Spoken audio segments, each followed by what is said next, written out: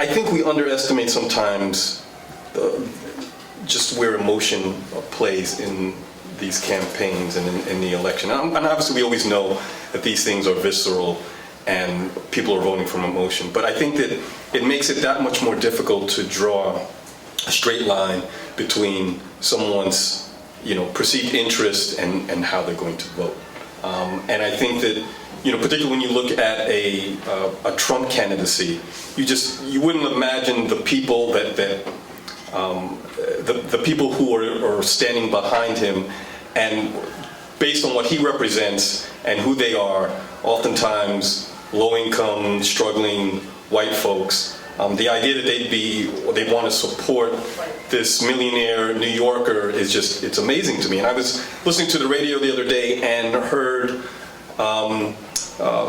someone from India, he had a really strong Indian accent, talk about how we need to build a wall to keep out the immigrants because they're taking all of our jobs.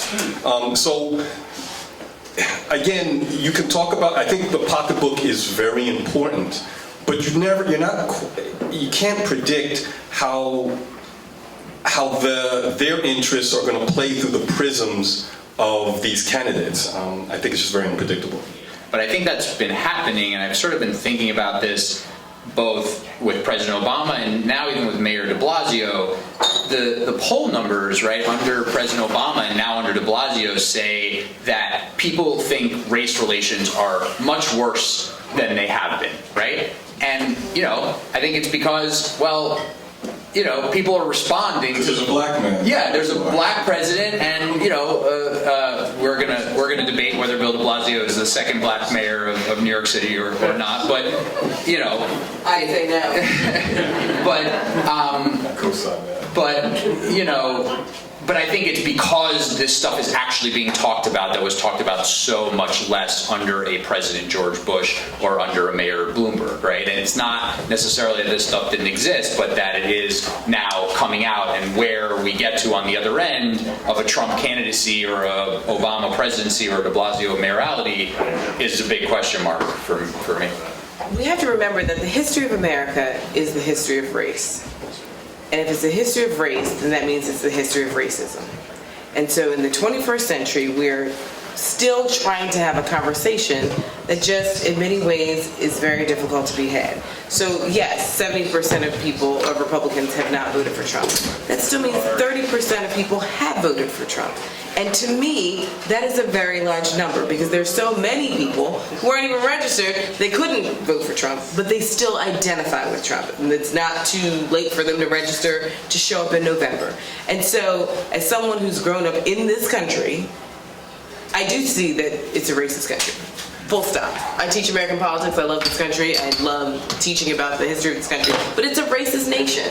And so if we think about sort of the beer goggles that everyone put on when Obama was elected, it's like, well, that's to make you feel better. Because Obama's from everywhere and nowhere. He's like that sort of, Zen board that you can get a sharper image, and you can paint your own racial ideas on him, and so that they reflect whatever it is you need. But that's not a real racial conversation. Because we know that if Obama's parents were alive, he would have gotten elected. If his dad was from Detroit, he wouldn't have got elected. If his dad was from Nigeria, he wouldn't have got elected. Like, there are all these perfect circumstances that sort of drop him into America as Superman, because he's from everywhere and nowhere. And so he's specific. So we can't say that we're post-racial if we know that we can only work under these specific conditions. And so my fear right now is that we are at a point where we need to have a conversation, but this country has never been built to have this conversation.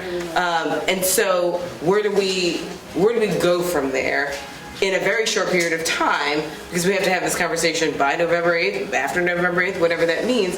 And it's not just about a racial conversation, it's a class conversation, it's an immigration conversation. It's a series of really deep-seated individual, institutional, group, and structural conversations that in many ways go back from yesterday, but also they go back 400 years where we're on these bookends, and we're in a really precarious position. Yeah, and can I just say, I always find it interesting that I think black folks and white folks look at this question very differently, because it is in exactly these moments where we are talking about these things, and we have people protesting, and people are calling out injustices, that to us is a constructive conversation. That doesn't speak to division, it just speaks to us actually mentioning race. And it's the moments where the question of race, I mean, I used to have conversations not that long ago in the city about, like, why is no one talking about race?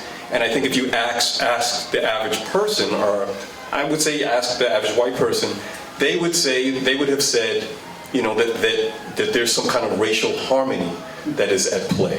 Whereas a black person, you interpret it as, we're just not even being seen, we're not being heard, we're invisible. And it's exactly this kind of conversation right now that makes us healthier. Can I just, sorry, really, really quickly, can I just say a quick piece of data? You'll appreciate this. So Americans were surveyed. They asked Americans, how many of you had an African-American friend? 40% of Americans said that they had an African-American that they truly identified as a friend. The follow-up question was, that person cannot be in your employ. So how many of you have an African-American friend? That number dropped to 10%.